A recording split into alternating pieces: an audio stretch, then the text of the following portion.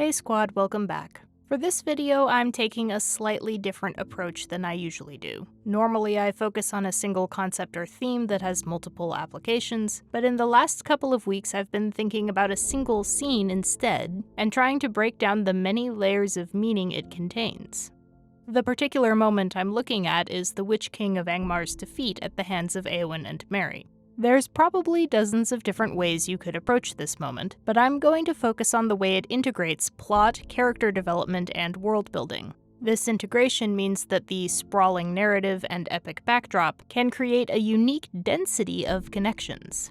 If I asked you to imagine an archetypical work of high fantasy, the odds are good that you'd describe a thick book, or even a series of many thick books, that would include sweeping narratives, multiple connected plot lines following a large cast of characters, and some attempt to develop a backstory or history for the imaginary setting. Tolkien was far from the only or even the first person to make use of such devices, and there's plenty of reasons writers might gravitate toward them. Setting a tale of epic scope in a well-developed world provides ways to increase tension, heighten a story's stakes, allow for more symbolism, emphasize themes, or create a sense of immersion. It's also sometimes just plain fun to write or read this kind of story. But you can also use large-scale narratives and world-building as an opportunity to create connections between characters and events. Though Middle-earth is particularly well known for its breadth, it's actually the use of that breadth to achieve a depth of interconnectivity that's responsible for its most characteristic and elusive qualities. To demonstrate this principle in action, I'm going to dissect the defeat of the Witch King through the lenses of external plot, internal character development, and its historical significance in the context of Middle-earth, to show just how many different links can be made within a relatively self-contained incident. I'm sure most of the people watching this video are familiar with the scene itself. Personally, as much as I love Book 5 of The Lord of the Rings, I also find it easy to get lost while I'm reading it. There's a lot of events happening simultaneously, told out of sequence or from different points of view, so I find it helpful to start by laying out the sequence of events. After reuniting briefly at Orthanc, the remaining members of the Fellowship split up again. First, Gandalf and Pippin leave for Minas Tirith, then Aragorn leads the Grey Company to Dunharrow by the swiftest route and takes the Paths of the Dead, after saying goodbye to Eowyn. Merry is received into Theoden's service and goes with him to where his riders are gathering in preparation for war. Urged to hurry to Gondor's aid by a messenger from Denethor, Theoden departs, commanding both Eowyn and Merry to remain behind. Eowyn to oversee the civilian population, Merry on the grounds that the Hobbit is too inexperienced to be of much use in battle, and too small to really keep up. Neither character is terribly happy about this. Motivated by their filial love for Theoden, they want to accompany him and protect him if possible. They have other concerns too. Merry is worried for his friends, who are now all putting themselves directly in the line of fire, particularly his younger cousin Pippin. He chafes at being the only member of the Fellowship who's been instructed to stay behind and wait for news. Eowyn likewise resents the restrictions put upon her, which she sees as unfair. She's also devastated by Aragorn's decision to apparently go to an ignoble death by daring the Paths of the Dead. And she's suffering the pangs of unrequited love. To be clear, at this point no one in Rohan is feeling particularly cheery, whether they're riding out with Theoden or bracing themselves for likely raids and invasions at home. But while characters like Éomer have an outlet for their frustration and anxiety, Eowyn had placed all her hopes on the chance of developing some connection with Aragorn. But he continues to overlook her somewhat morbid attempts at flirting, and also tells her to stay behind. And at this point, Eowyn feels she's lost her last chance to escape the doom she foresees, to stay behind bars until use and old age accept them, and all chance of doing great deeds is gone beyond recall or desire. Rather than accept such a repulsive destiny, Eowyn disguises herself as Dernhelm, and with the collusion of one of Theoden's marshals, she is able to take Merry along with her.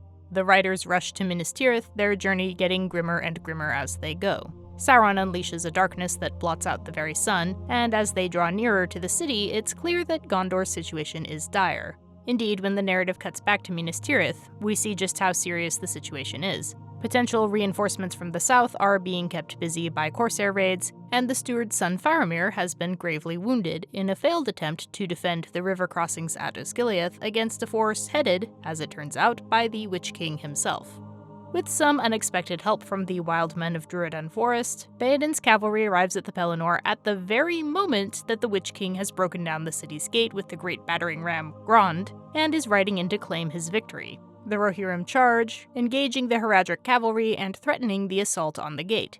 Seeing that his forces are struggling, and more concerningly, that the darkness of his master is breaking up before it was planned to, the Witch King abandons the walls of Minas Tirith, summons his winged mount, and takes to the air. Having already confronted the Witch King at the gate, Gandalf is on the verge of riding out and throwing down, but he is obliged to deal with other pressing matters when Pippin tells him that Denethor is about to burn Faramir alive.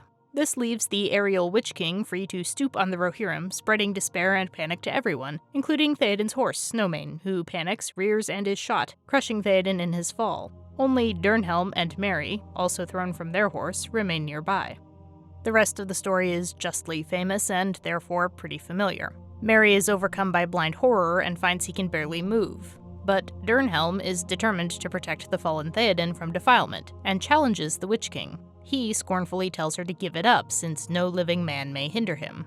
Finding this grimly hilarious, Dernhelm reveals herself to be the woman Eowyn. The Witch King appears thrown by this, and hesitates for just a second. His fell steed lunges for her, but Eowyn beheads it. Now quite miffed, the Witch King strikes a blow that shatters Eowyn's shield and breaks her arm before going in for the kill. Merry is also stunned by the reveal, but he's moved not to wrath but to pity, in the Tolkienian sense. Pity filled his heart and great wonder, and suddenly the slow-kindled courage of his race awoke. He clenched his hand. She should not die, so fair, so desperate. At least she should not die alone, unaided. Shaken out of his stupor by the sudden revelation, Merry pulls himself together enough to stab the Witch King in the back of the knee, giving Eowyn the opportunity to drive her sword into his face, or at least the space where his face should be. With a shrill wail, the Witch King is defeated at last. Theoden utters his last words to Merry and dies on the field, and Eowyn collapses. This is the end of the encounter, but not by any means the end of the story, or even the battle. And to make sense of things, we also need to briefly look at the aftermath of the Witch King's defeat.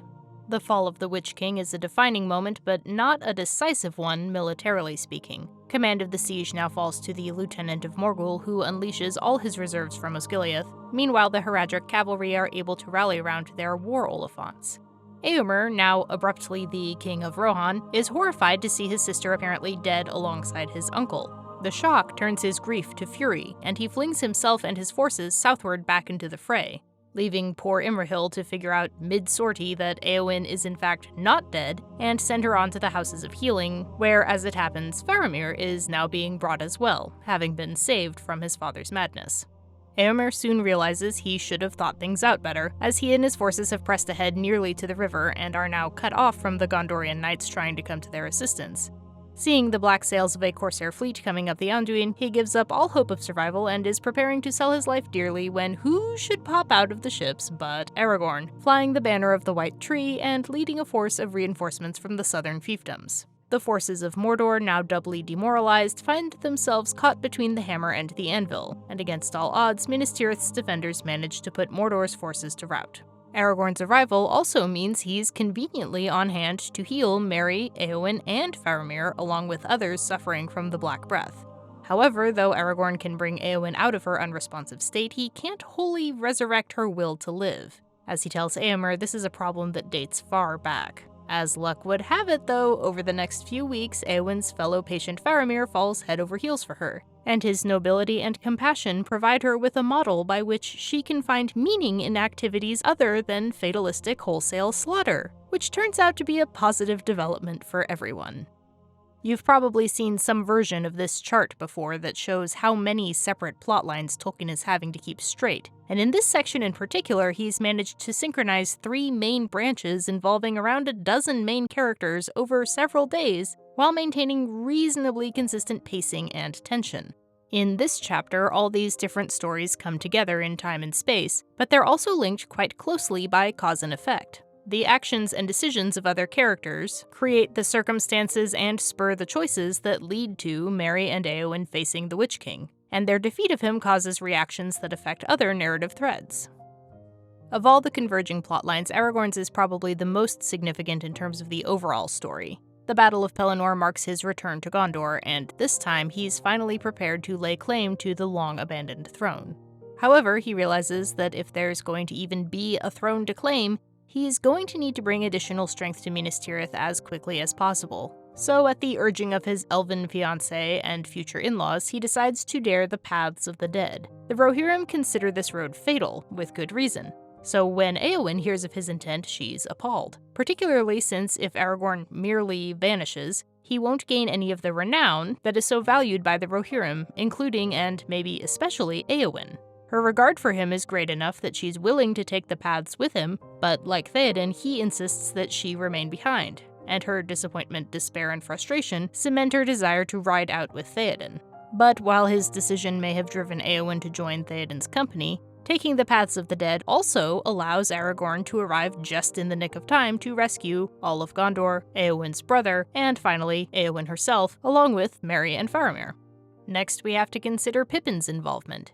Like Eowyn, Merry has also been left behind by both Aragorn and company and Theoden, but even so, he likely wouldn't be so desperate to ride into battle were it not for his separation from his cousin. Gandalf and Pippin depart in haste after Pippin sneaks a nearly disastrous look in the Palantir of Orthanc. I'd like to make a quick detour here to note that this device only finds its way into our hero's possession in the first place because Grima has hurled it down at them after Gandalf's confrontation with Saruman. And Grima's actions are another of the underlying causes for Rohan's current situation, Theoden's determination to personally participate in the upcoming battle, and Eowyn's fey mood. It's also indirectly the reason that Pippin ends up traveling to Minas Tirith, and this is also a contributing factor in Merry and Eowyn's encounter with the Witch King. In an admirable display of Hobbit sense, Pippin sees Denethor's descent into insanity and the threat it poses to Faramir, and as soon as he can, he goes to tell Gandalf about it. As Gandalf observes, the necessity of responding to Denethor's destructive hysteria has negative consequences in the short term. Beyond hope, the captain of our foes has been destroyed, and you have heard the echo of his last despair, but he is not gone without woe and bitter loss. And that I might have averted, but for the madness of Denethor. Thus the will of Sauron entered into Minas Tirith, and thus I have been delayed here.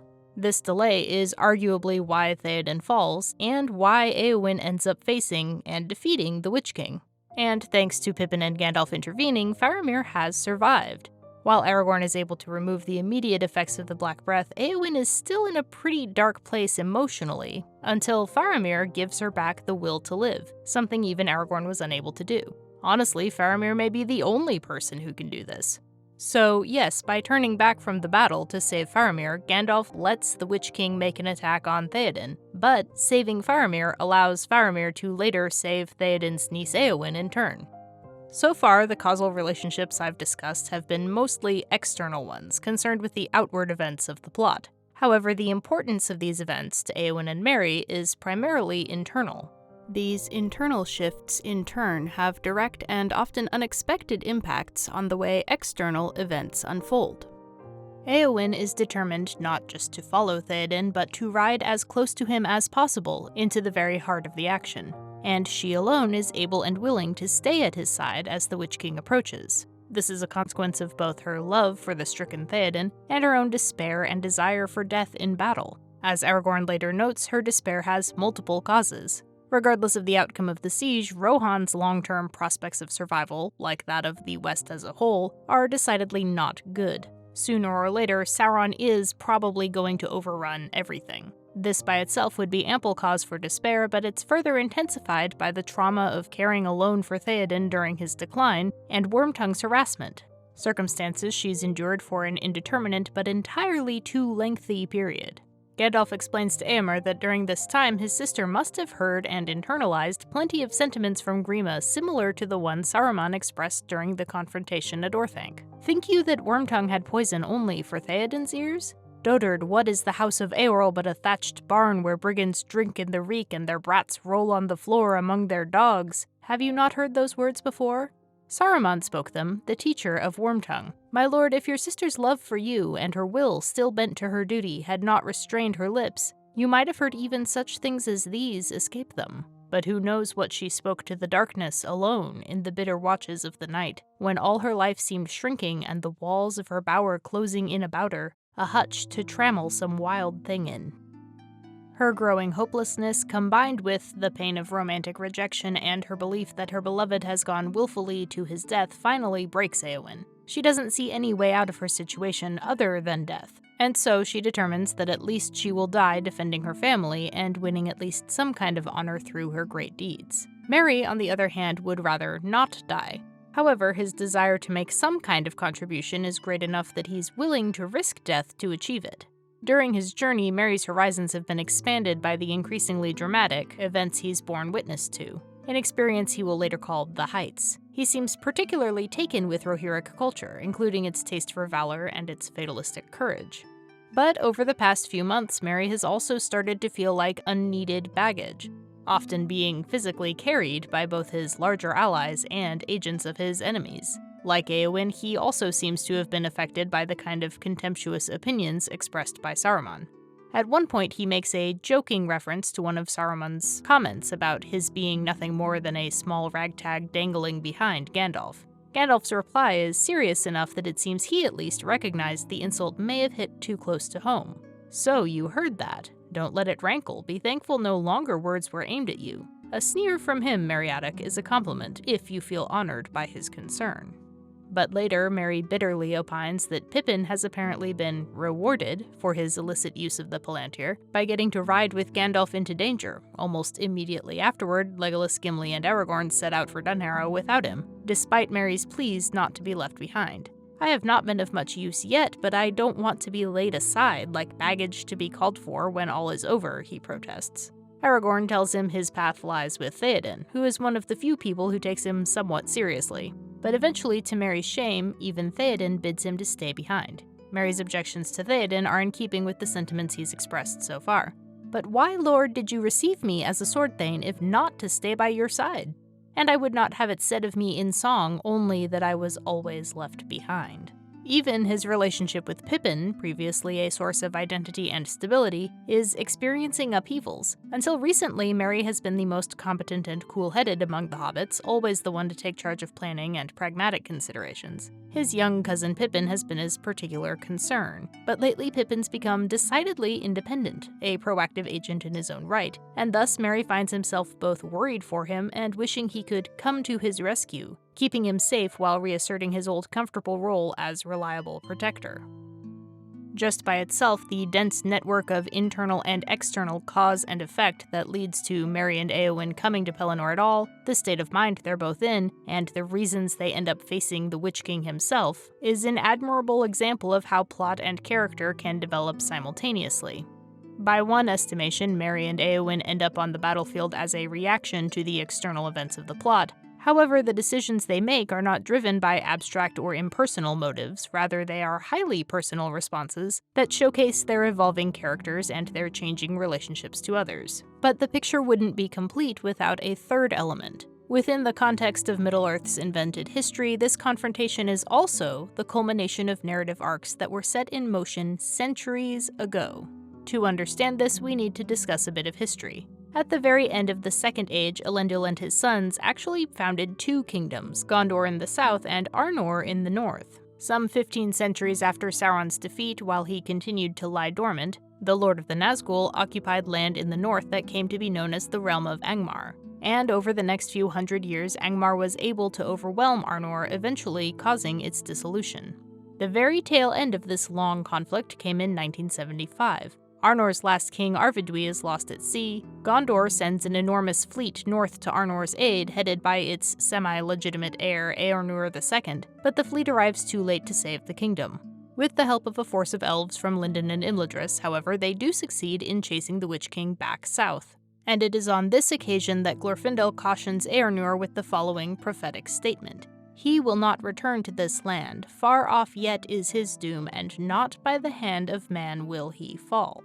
Now, it must be observed that this prophecy could hardly be more vague. It clearly isn't referring to a concrete observable fact about the nature and function of ringwraiths. We know it's not the case, for example, that females and hobbits are somehow immune to their attacks. And certainly there are many ways such a prophecy could feasibly be fulfilled.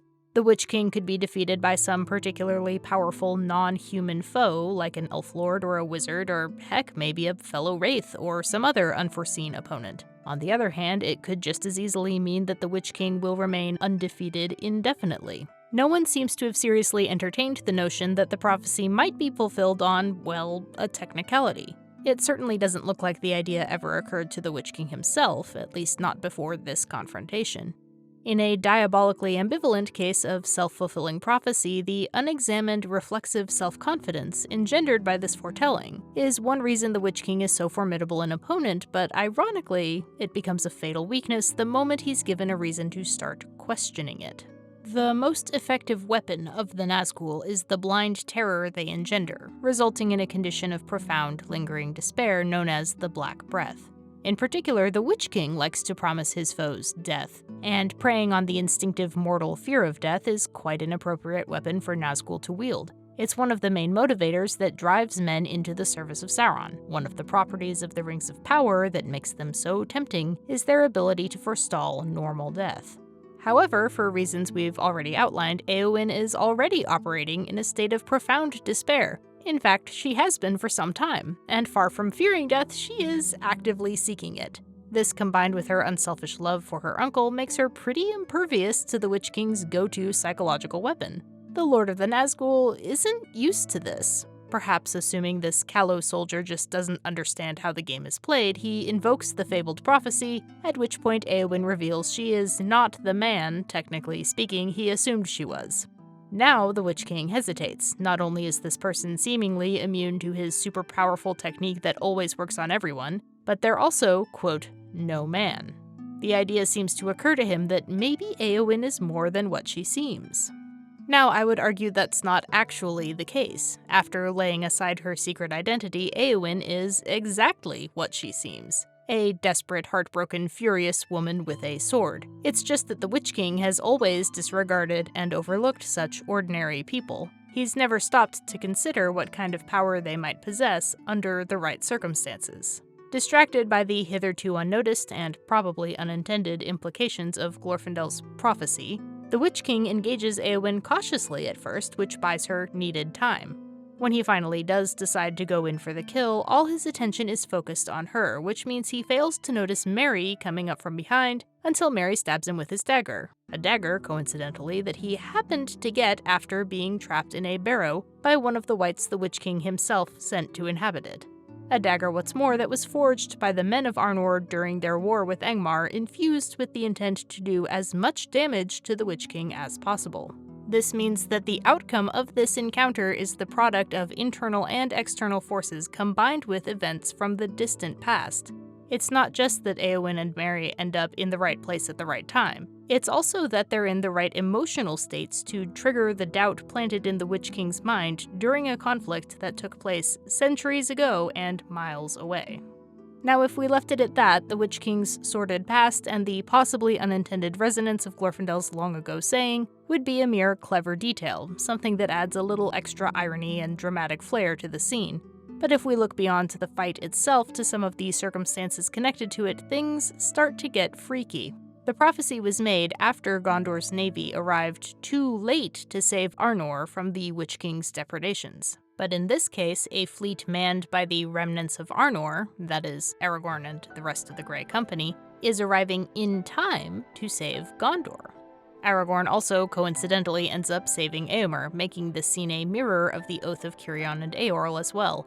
I don't want to get too bogged down in the details, but this oath is the reason Rohan even exists, and keeping it is one reason Theoden is so personally invested in coming to Denethor's aid. Aragorn and Éomer will even go on to formally renew this oath after the fall of Sauron. Gondor has no king in the first place because Eornor, tormented by the taunts of the Witch King, eventually rode to Minas Morgul to challenge him to single combat and disappeared, leaving no heir behind. This led to the rule of Gondor passing to the stewards, and though the first ruling steward was praised for his refusal to assume the throne in the absence of a legitimate heir, the last ruling steward, Denethor, is appalled at the prospect of ceding authority back to the lines of Isildur and Anarion. This contributes to his madness, which requires Gandalf's intervention and is one reason why the Witch King ends up facing Éowyn instead of Gandalf.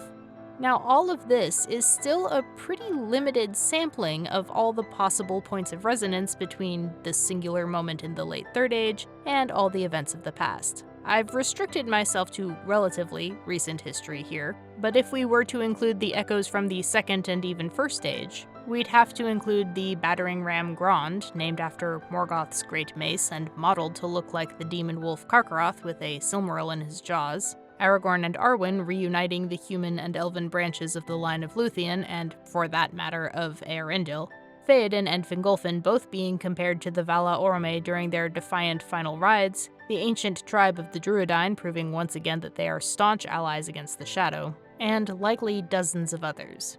I've also tried to focus on the connections most immediately relevant to the defeat of the Witch King, and avoided topics like the complexities of Gondorian succession laws, Aragorn's past entanglements with both Denethor and the Corsairs of Umbar, the thematically significant possible uses of Palantiri, the army of the Oathbreakers, and more possibly rich sources of additional meaning. But as impressive as the sheer number of interwoven elements and narratives is on its own, it's the density of those connections that provides something unique. Each individual is connected to others in numerous ways and on many different levels. The interpersonal connections that shape their character development and personality, the chains of cause and effect that mean a single action by a single character will impact dozens of other characters' decisions, and finally, the forces of history. All of these intersect and overlap, and this creates a very specific and somewhat paradoxical effect. The sense of destiny is very strongly felt by both the readers of The Lord of the Rings and the characters in it. As Merry senses during the ride into Harrowdale, this isn't necessarily always pleasant. At times, the weight of history is a crushing one when you realize the great stories never end and that you yourself are a part of them whether you want to be or not. The choices our heroes make are in large part determined by their circumstances, many of which were shaped by forces outside their control, often long before they were even born. However, that doesn't mean their decisions aren't also their own, motivated by deeply felt, authentic beliefs and desires. The degree to which the personal and the historical intersect means that Tolkien's characters are not slaves of history, but rather its instruments. Musical pun very much intended. If you enjoyed this video, leave a like so that you need not feel ashamed in the mighty company of your forefathers. Consider carefully the historical implications of subscribing, and only do it if and when your heart tells you to. Thank you to everyone for watching, and particular thanks to my patrons, including Gandalf the Grey, Marcel Ribeiro, Nick Rialo, Chris Nichols, Jeremy Buckingham, Bitso Bongo, Dorwin Gray, John Love, Brendan Mooney, E. Rose B., Allison Kreutzberg, Frankie 12-String, Tamara Saldana, Luke, Joel Bion, Rogue Hot Pocket, Karen and Michael Donohue, and Jarrod Carver. Follow the link in the description for more information. Until next time.